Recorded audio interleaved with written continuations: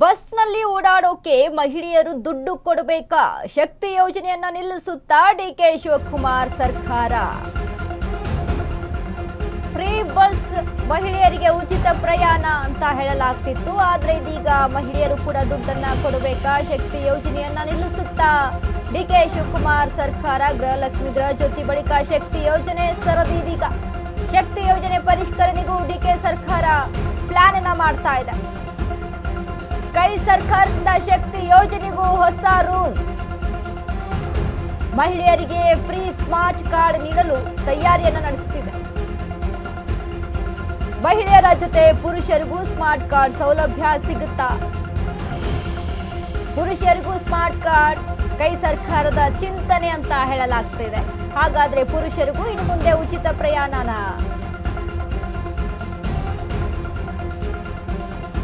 ಮಹಿಳೆಯರಿಗೆ ಉಚಿತವಾಗಿ ಪ್ರಯಾಣ ಅಂತ ಕರ್ನಾಟಕದಾದ್ಯಂತ ಅಂತ ಹೇಳಿರುವಂತಹ ಸರ್ಕಾರ ಮಹಿಳೆಯರು ಉಚಿತ ಪ್ರಯಾಣವನ್ನು ಬಳಸ್ಕೊಳ್ತಾ ಇದ್ದಾರೆ ಶಕ್ತಿ ಯೋಜನೆಯನ್ನ. ಬಟ್ ಪುರುಷರಿಗೆ ಡಬಲ್ ಚಾರ್ಜಸ್ ಆಗಿರುವಂಥದ್ದು. ಈಗಿನ ಬಸ್ ರೇಟ್ಗಳನ್ನ ನಾವು ಗಮನಿಸ್ತಾ ಇದ್ದೀವಿ, ಎಷ್ಟು ಮಟ್ಟಿಗೆ ಟಿಕೆಟ್ ಇದೆ ಅಂತ. 10 ರೂಪಾಯಿ ಇದ್ದು 20 ರೂಪಾಯಿ ಆಯಿತು, 20 ಇದ್ದು 30ವರೆಗೂ ಕೂಡ ಆಗಿದೆ. ಆ ಲೆವೆಲಲ್ಲಿ ಈಗ ಬಸ್ ಟಿಕೆಟ್ ದರ ಇರುವಂಥದ್ದು. ಬಟ್ ಪುರುಷರಿಗೂ ಕೂಡ ಫ್ರೀ ಅಂತ ಹೇಳಿದ್ರೆ ನಿಜಕ್ಕೂ ಇದು ವರ್ಕೌಟ್ ಆಗುತ್ತಾ? ಸರ್ಕಾರ ಇದನ್ನ ಹೇಗೆ ನಿಭಾಯಿಸುತ್ತೆ? ಬಟ್ ಈಗ ಮಹಿಳೆಯರಿಗೆ ಫ್ರೀ ಆಗಿ ಸ್ಮಾರ್ಟ್ ಕಾರ್ಡ್ ಅನ್ನ ಕೊಡ್ತೀವಿ ಅಂತ ಹೇಳಲಾಗ್ತಿದೆ. ಅಂದ್ರೆ ಈಗ ಆಧಾರ್ ಕಾರ್ಡ್ ಅನ್ನ ತೋರಿಸಿ ಹೇಗೆ ಮಹಿಳೆಯರು ಬಸ್ನಲ್ಲಿ ಪ್ರಯಾಣ ಮಾಡ್ತಿದ್ರು ಉಚಿತವಾಗಿ, ಇನ್ನು ಮುಂದೆ ಸ್ಮಾರ್ಟ್ ಕಾರ್ಡ್. ಈ ಸ್ಮಾರ್ಟ್ ಕಾರ್ಡ್ ಪುರುಷರಿಗೂ ಕೊಡಬೇಕು ಅನ್ನುವಂಥ ನಿಟ್ಟಿನಲ್ಲಿ ಸರ್ಕಾರ ಚಿಂತನೆಯನ್ನ ನಡೆಸ್ತಾ ಇದೆ ಅಂತೆ. ಬಟ್ ಇದು ಎಷ್ಟರ ಮಟ್ಟಿಗೆ ವರ್ಕೌಟ್ ಆಗುತ್ತೆ?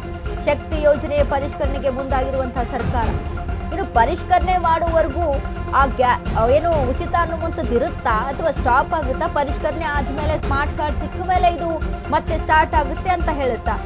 ಏನು ಇದ್ರ ಬಗ್ಗೆ ಕ್ಲಾರಿಟಿ ಕೊಡ್ಬೇಕು ಸರ್ಕಾರ ಜನಗಳಿಗೆ. ತುಂಬಾ ಗೊಂದಲದಲ್ಲಿದ್ದಾರೆ. ಈಗಾಗಲೇ ಗೃಹಲಕ್ಷ್ಮಿ ವಿಚಾರದಲ್ಲಿ ಈ ಹಿಂದಿಂದಾದ್ರೂ ಅಮೌಂಟ್ ಏನು ಬರ್ತಾ ಇಲ್ಲ, ಪರಿಷ್ಕರಣೆ ಅಂತ ಹೇಳ್ತಾ ಇದ್ದಾರೆ. ಇದೆಲ್ಲ ಆದ್ಮೇಲೆ ಅಥವಾ ಈಗೇನು ಸ್ಟಾಪ್ ಆಗಿದೆಯಲ್ಲ ಈ ಮಂತ್ದು ಸೇರಿಸಿ ಹಾಕ್ತಾರ ಗೃಹಲಕ್ಷ್ಮಿ ಹಣ, ಅಥವಾ ಏನು ಅಲ್ಲಿಂದ ಸ್ಟಾರ್ಟ್ ಆಗುತ್ತಾ ಹೊಸದಾಗಿ? ಈ ರೀತಿಯಾಗಿ ಕನ್ಫ್ಯೂಷನ್ಸ್ಗಳು ತುಂಬಾ ಇದೆ ಮಹಿಳೆಯರಿಗೆ.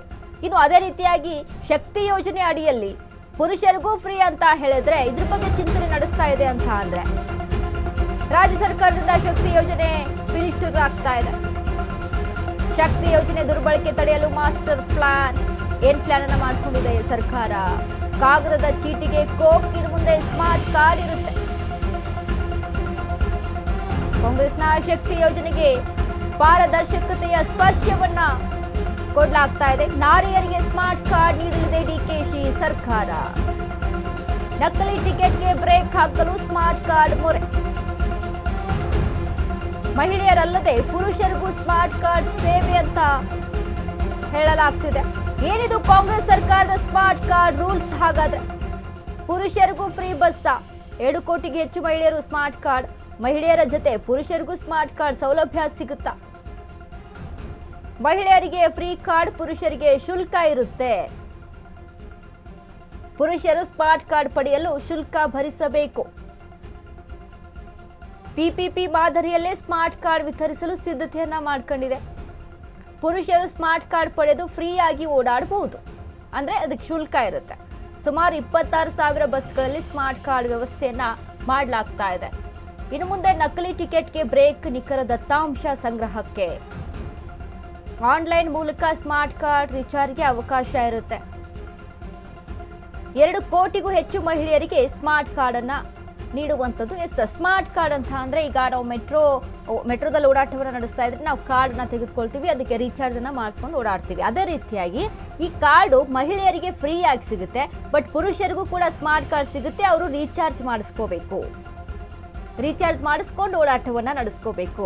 ಯಾಕಂತ ಅಂದ್ರೆ ಒಂದ್ ವೇಳೆ ಈಗ ಟಿಕೆಟ್ ಅನ್ನ ಫ್ರೀ ಅಂತ ಏನಾಗಿದೆಯಲ್ಲ, ಈಗ ನಕಲಿ ಟಿಕೆಟ್ ಅನ್ನ ಕೊಡುವಂಥದ್ದು, ಪುರುಷರಿಗೂ ಕೂಡ ಆಧಾರ್ ಕಾರ್ಡ್ ರೀತಿಯಲ್ಲಿ ಟಿಕೆಟ್ ಅನ್ನ ಕೊಟ್ಟು ಅಲ್ಲಿ ಒಂದು ರೀತಿಯಾಗಿ ದುಡ್ಡನ್ನ ತೆಗೆದುಕೊಳ್ಳುವಂತಹ ರೀತಿ ಈ ರೀತಿಯೆಲ್ಲ ಆಗ್ತಾ ಇದೆ. ಇದನ್ನ ತಡೆಗಟ್ಟಬೇಕು ಅನ್ನುವಂಥ ನಿಟ್ಟಿನಲ್ಲಿ ಸರ್ಕಾರದ ಚಿಂತನೆ ಇದು.